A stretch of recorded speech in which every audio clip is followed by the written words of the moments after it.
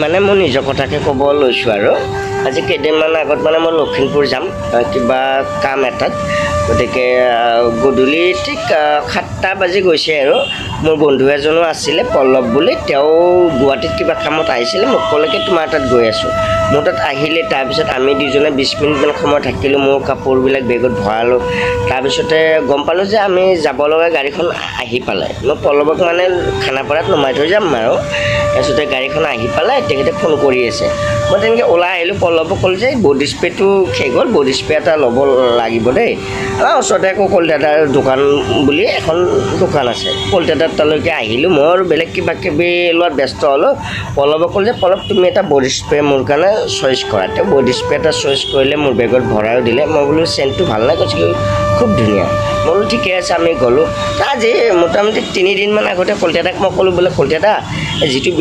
body spray দোকানৰ পৰা নিয়া গৈছিলে চেণ্টটো কিমান মই ভাল পোৱা নাই গতিকে বেলেগ এটা মোক দিবচোন আনিলে তাৰপিছতে কলিতাদাই ক'লে